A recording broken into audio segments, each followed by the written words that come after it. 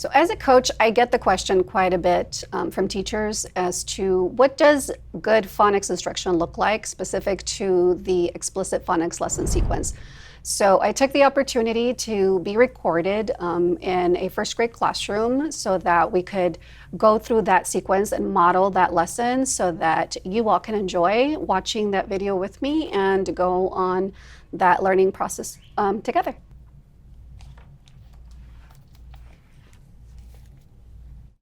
So, scholars, today we're going to get started and we're going to do our lesson that we normally do when we listen to sounds. I'm going to use these little boxes just to help us out today. So remember, we're going to be listening for sounds and we're going to be blending those sounds to come up with a word. Now, right now it's going to be my turn. Okay, so you're going to be watching so that you can see how you're going to do it when it's your turn. So here's my word. Sh, o. I'm going to blend it. Shell. The word is shell. So repeat that word again with me. Shell. I'm going to now give you your sounds. You're going to give me what the words are. So ready? Here is your word. Oh, we're listening. Blend it in your head. So step one in the explicit phonics lesson sequence is for us to really emphasize phonemic awareness. We want to make sure that our students are getting that oral practice. We don't want to connect it to print or to text. I really wanted to emphasize having a visual for students to refer to with using the Encoding boxes so that they knew which sound was coming in which position, but there's other skills that can also be focused on, such as phoneme deletion, phoneme addition, phoneme substitution, et cetera, And if you notice in the video, it was very quick paced, so we don't want to prolong or stay there for too long, but just enough to where students are able to grasp the understanding. Also, I was giving corrective feedback and showing them that it was my turn versus it was their turn. So we want to make sure that we have their engagement so that they know what they needed to focus on. We are going to be learning two sounds today, or two spelling patterns today. The very first one is going to be our shell card. I know you guys have already looked at this card yesterday, but we're going to go ahead and take a look. So remember, this is where we're listening. And so when we look at the shell card makes the sh sound, okay? Oh, I didn't ask for anyone to repeat it. It makes the sh sound. Now, it very much sounds kind of like when we tell people to be quiet, right? Shh. It sounds that same way. So make that sound with me.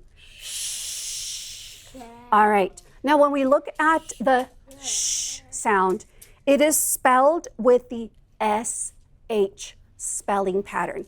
And we see that spelled similarly to in the word shell. So if you notice here, the word shell has the SH at the beginning. So I'm going to go ahead and I'm going to write that sound on the board. And notice how I'm going to make that sound when I write it on the board. Now, right now you're just watching. Shh.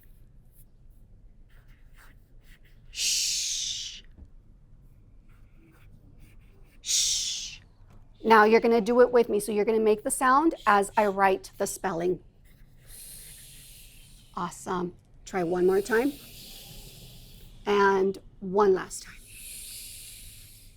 Now remember how we do it with our hand? You're going to go ahead and write the SH on your hand and make the sound. Ready? Go. Shh. Shh. Shh. Perfect. So that's our spelling card for the shell card. So now we're going to go ahead and take a look because I said this week we have two spelling patterns. So our second spelling pattern. So the explicit sequence is interconnected. When we take a look at step 1, we are connecting it to step 2. And in step 2, we really want to emphasize the sound spelling pattern. And this is where we take that oral practice from step 1 and we apply it to step 2, where the students are now connecting the sounds that they heard to the print that they're going to be seeing on that sound spelling card, and to be able to make that reflection. I added kinesthetic, writing the sound or the pattern on their hand. I could have used whiteboards, but it would have taken a little bit more time. All I wanted was to be able to have them make a connection kinesthetically, so that they could have a bit more of that cognitive process where they could retain the information a little bit more. And so I chose to kind of go with whatever would be quicker for that part of the lesson. So last week we had these spelling patterns. Do you guys remember these? Yeah. We did them together.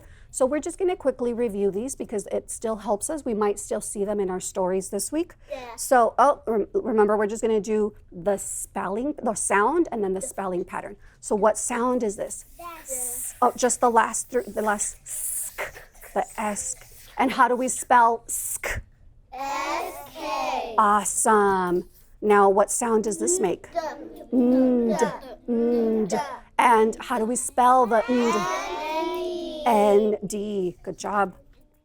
So the lesson sequence is explicit and it's systematic. And part of what keeps that systematic piece is that we not only want to focus on the sound spelling card for the week, but we want to go ahead and review the spelling patterns that students had learned the previous week.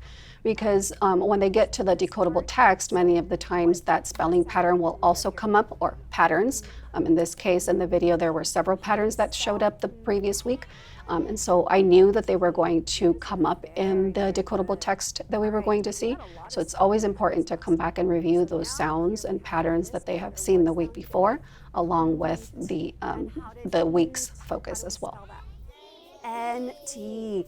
Awesome. Oh, and that's it. So these were the spelling patterns that we used last week. Again, we might still see these in our story for this week. So we're going to make sure that we kind of keep an eye for those. All right, so we're going to go ahead and move forward to reading some words with our 2 spelling patterns. Last week, we were working with the sound by sound blending routine. This week, we're going to be using the continuous blending routine. Okay, so remember, the first word is my word. So I want you to watch and I want you to listen so that you know when it's your turn, you're going to go ahead and do the same thing I did. Okay, so this is my very first word. I love most of your eyes are up here. Awesome. So remember, we're going to follow my finger. So if my finger is still on this letter, once it moves, that's what we change to the next sound. Okay, so it's my turn. Whose turn? My turn. So you guys are doing it quietly in your head. Bath. Bath. The word is bath. Okay, now it's your turn. We're going to do it with this word right here. Ready? With. Blend. What's the word? With. Now be careful. I'm hearing some of you say wit. Remember, the T and the H together, they make the sound. So remember our sound spelling card, right? Thumb card. So it makes that sound. So let's go ahead and try that one more time. Ready? If. Blend it. Oh, wait until I say it. Blend it. When the students are blending, as you can see, I'm providing quite a bit of feedback, corrective feedback, because they are, this is the first time that they've been exposed with me to the continuous blending. Typically, once I get proficient with the students and the students get proficient with me in that routine, I do more of a voice out, whereas the teacher, I just use my finger cues so that the students can then read the word without my voice being an interrupter. So the word is cash. And the word cash is another word for money, right? So when we use cash, we're using money. All right, let's try our last word. Ready? So there are several blending routines that we can utilize and we can rely on. We can use sound by sound, we can use continuous blending, we can use whole word, or we can use spelling focused. The students are really going to be the ones to determine which one of the routines we utilize based on how they perform for us. Ship. All right, so just like we usually do, because we did a lot of work blending all of these words, now we want to see if we can read these words a little bit faster. So remember, this is what we do when we do our quicker blending or quicker reading, because we want to become more automatic readers. So this is where you're going to think, and you're going to then, what? Read, right? Oh, some of us are here. So in your head, you're blending this word, think, and read. Think, read. Oh, that took us a little bit. Think. In step 4, as I was working with these students, I realized that they needed a little bit of extra practice with me. And so when we get to the automatic word reading, I didn't quite go as fast as we normally would. I gave them another strategy, which was the think, read. That allows students the opportunity to pause, read or blend the word in their head, and then when I say read, then they go ahead and say it out loud. In the future, I'm going to remove that scaffold to be able to now have them just read the words more automatically, but I felt that this class in particular needed that support. And you're going to just try to read the word quickly. Here we go, and ooh, just one person? Let's all try it together. And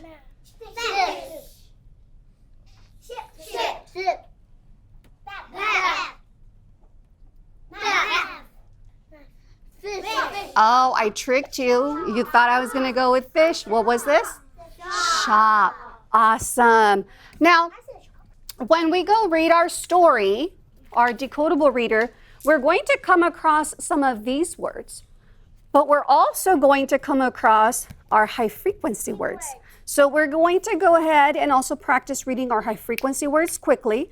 Remember, we're going to do the read, spell, read activity that we usually do, or the strategy that we usually do. So this is where I'm going to ask you to stand up.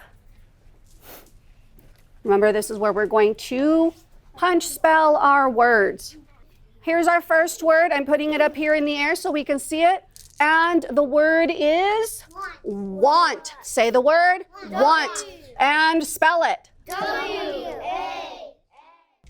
Continuing with step 4, we usually want to incorporate the blendable words, but also irregularly spelled words so that students can become automatic when reading them. In this case, I could tell that the class had already gotten a little antsy or a little just fidgety. So I decided to get them to stand up and do a little kinesthetic movement so that it would support with their cognitive engagement as well as their behavior engagement. I could see that they were already starting to kind of lose that focus. So I chose to incorporate that kinesthetic movement for that reason. This day. So say it one more time. Day. Say it. Read it. Here we go.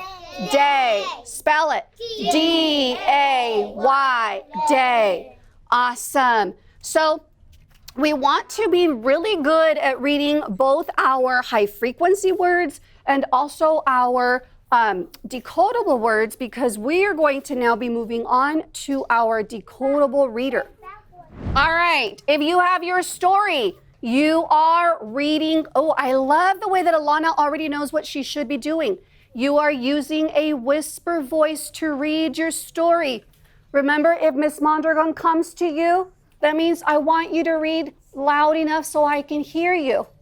So if I come to you, I want to hear you read. Can you continue reading? So we want to make sure that we don't miss step 5. Step 5 is a very crucial step, and that is the decodable text. So we build up from step 1 all the way to step 5, because this is where now students take what they've learned in those previous 4 steps and put it into practice. And so they have the opportunity to be able to read the text and reread the text more than once so that they can really practice all of the skills that they have been learning. In step 5, when we start to read the decodable, I have students read independently first for 2 main reasons. The first one is I do want the students to have productive struggle. I want to see if they're able to show me that they can progress through what we learned together in steps 1 through 4. The second piece is that I also am gathering data from them. I'm gathering formative assessment data, checking for understanding to see if the students are able to do this independently or if they need more of my support moving forward. Careful. He has a wish that wants to help all fish. Good job. Be careful with not reading it too fast, that we change the words for another word, okay? All right, let's go ahead and come back together. So I need you to get to the cover page. So that means that we want to be in the front page. Perfect. I see most of you are on the cover page. Now, I see some words on here that have the spelling patterns that we have been working on. So some of us struggled a little bit with this word right here. So can anyone remind me, what do we do when we come to a word we don't know how to read? Alana, what do? We sound out and it's down. We sound it out. Good job. So don't help us yet. We're going to sound it out together. Ready, everyone? So go ahead and put your finger on your word, and we're going to go ahead and sound it out. Dash. We are still continuing to dig deeper, and through my checking for understanding, I noticed that some students were still struggling to read some of those words. And so, as you could hear, I asked the students, what do we do when we get to a word that we don't know? And they responded that we sound out those words. So this is where we take the time to hunt for those words and continue to decode those words. And I also keep emphasizing connection to the sound spelling card that we just learned in step 2, so that they have that immediate connection during the decodable text. Blended wish. What word is this? Wish. Awesome. So Dash has a what? Wish. He has a wish. Have you ever had a wish? Yeah, me too. All right, let's go ahead and turn the page. And when we turn the page, this is where we're going to do our word hunt. So I want you to hunt for those words that have our TH or our SH spelling patterns. So who can tell me if they see any word that has our spelling patterns? Yes, sir. Come and point to it for me. We're all going to see if he finds the right word. We're going to give him a silent clap. Does everyone agree? Yes. Let's give him a silent clap. Thank you. You may go back to your seat. Is there another word on here that has our spelling patterns for this week?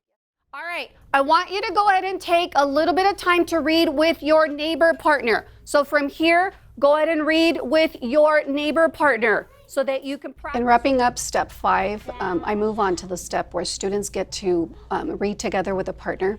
This way they're getting support and they're not reading independently. So I do have someone to read with, but it's not necessarily me. So once they finish doing their partner read, we end, and you won't see it in the video because we kind of cut that part out, but we did finish the lesson by doing a choral read where now the students and the teacher are reading the story together.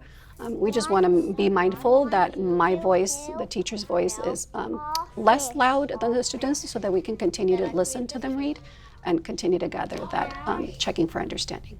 If you were working really well with your partner, tell your partner, thank you for reading with me. Thank you for reading with me. So now I'm going to give you several directions. I'm waiting to see who is listening. So our first word is the word fish. Say the word. Fish. Let's count our sounds for fish. Ish. How many sounds? 3. Let's go ahead and draw our 3 lines for fish.